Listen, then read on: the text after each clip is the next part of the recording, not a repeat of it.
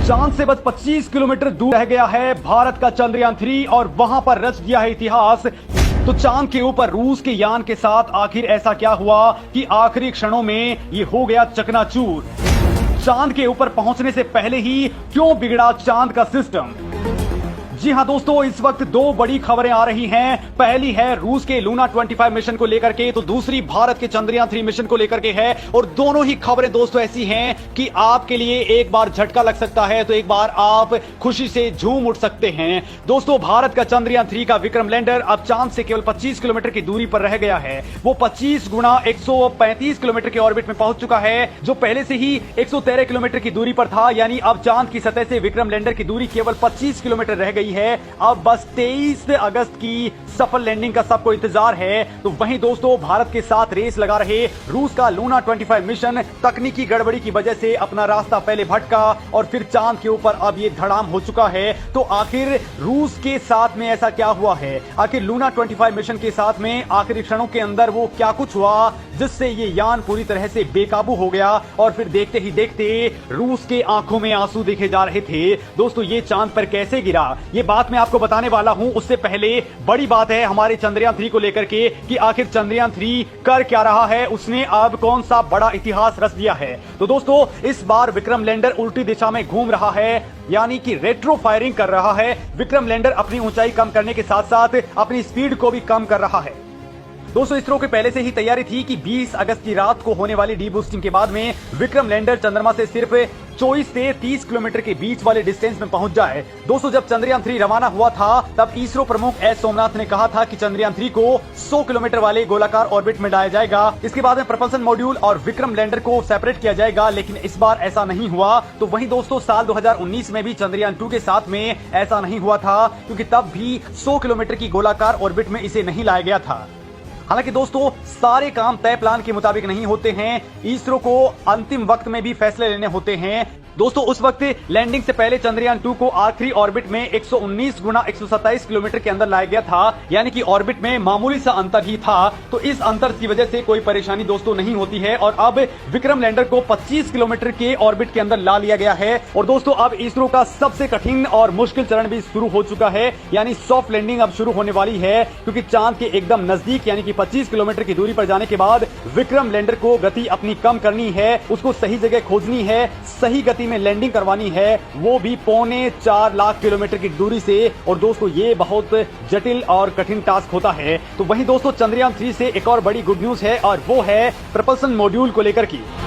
दोस्तों, पहले इसकी लाइफ केवल 3 से लेकर के 6 महीने बताई जा रही थी, लेकिन अब इसमें बड़ा मामला सामने आ गया है। ये कई सालों तक काम कर सकता है और ये दावा इसरो ने कर दिया है। लेकिन दोस्तों, ये आखिर कैसे कई सालों तक जिंदा रहेगा और ये प्रपल्सन मॉड्यूल इस दौरान कौन से काम करने वाला है जो भारत के लिए बेहद खास होंगे। तो दोस्तों, बड़ी बात यह है कि इसरो के वैज्ञानिकों ने कहा है कि जब चंद्रयान 3 की लॉन्चिंग हुई थी तब प्रपल्सन मॉड्यूल में 1697 किलोग्राम फ्यूल था। इसके बाद में प्रपल्सन मॉड्यूल के सहारे ही पृथ्वी के चारों तरफ 5 बार चंद्रयान 3 के ऑर्बिट को बदला गया, 6 बार इंजन को फायर किया गया, ऑर्बिट करेक्शंस किए गए। चंद्रयान 3 चांद के हाईवे पर निकला, यानी कि ट्रांस लूनर ट्रेजेक्ट्री के अंदर गया। फिर चंद्रमा के चारों तरफ 6 बार प्रपल्सन मॉड्यूल का इंजन ऑन किया गया। कुल मिलाकर के दोस्तों, इसने 1546 किलोग्राम फ्यूल को खर्च कर दिया है। लेकिन अब यहां पर होता है बड़ा धमाल, क्योंकि अब ये 150 किलोग्राम फ्यूल को अपने साथ में रखे हुए है। यानी दोस्तों, 3 से 6 महीने तक ये काम नहीं करेगा, बल्कि कई सालों तक काम करने वाला है। और इसकी पुष्टि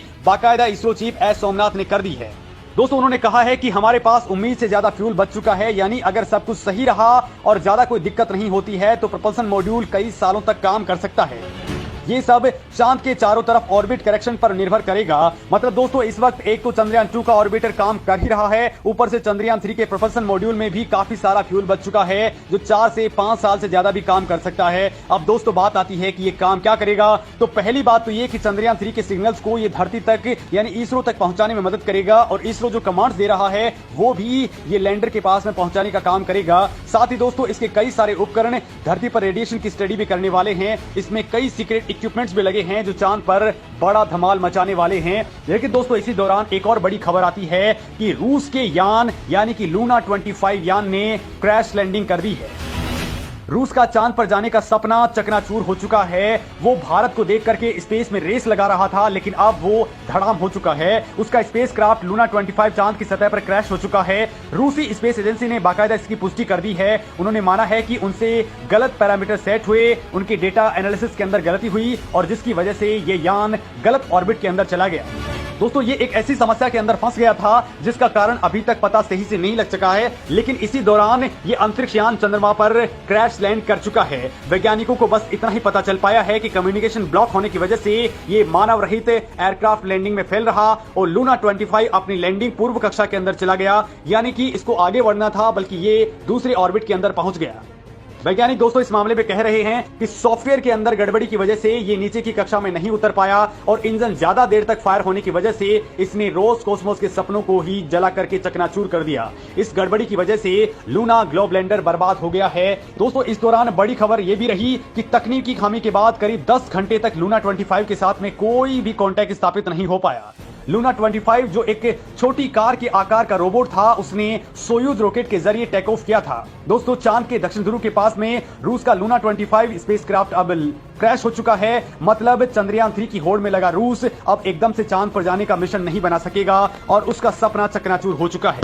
इससे पहले रूसी स्पेस एजेंसी ने कहा था कि लूना 25 से संपर्क साधने में बड़ी दिक्कत आ रही है और फिर अचानक से संपर्क साधने के कई प्रयास भी किए गए, लेकिन उसका कोई नतीजा नहीं निकल पाया। रोसकोसमोस ने कहा कि शुरुआती जांच के अनुसार लूना 25 असली पैरामीटर से अलग चल रहा था। तय ऑर्बिट के बजाय दूसरे ऑर्बिट में चला गया जहां पर उसे जाना नहीं चाहिए था। इसकी वजह से ये सीधे चांद के दक्षिण ध्रुव के पास जाकर के क्रैश हो गया।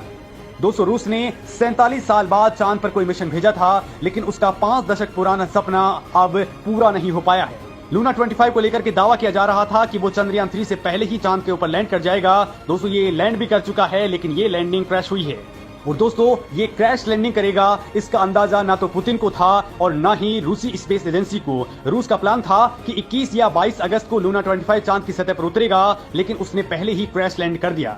अब दोस्तों, पूरी दुनिया की नजर चंद्रयान 3 पर टिकी हुई है और वो 23 अगस्त को तय पैरामीटर्स के अनुसार ही लैंडिंग करवाने के लिए आगे बढ़ चुका है। तो वहीं दोस्तों, इस वक्त दुनिया के अंदर भी रेस मची पड़ी है। चंद्रयान 3 की लैंडिंग के मात्र 3 दिन बाद यानी कि 26 अगस्त को जापानी मून मिशन की लॉन्चिंग होने वाली है। आपको बता दूं कि दोस्तों, जापान भी कई सारे मिशंस फेल करवा चुका है मून के ऊपर और इस वक्त वो भारत के इसरो की भी मदद लेने में जुटा हुआ है।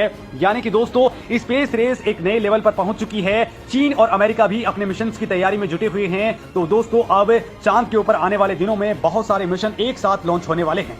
लेकिन दोस्तों, लूना 25 जो कि चंद्रयान 3 से 2 दिन पहले ही लैंडिंग की कोशिश में जुटा हुआ था, उस पर अब ग्रहण लग गया है। रसिया के लोगों से दोस्तों वैसे भी वेस्टर्न कंट्रीज काफी नफरत कर रही थी और अब ये मिशन फेल होने की वजह से उनको बहुत ज्यादा खुशी हो रही होगी, क्योंकि दोस्तों याद कर लीजिए कि साल 2019 के अंदर हमारा चंद्रयान 2 भी क्रैश लैंड हुआ था। तब करोड़ों भारतीयों को बड़ा झटका लगा था।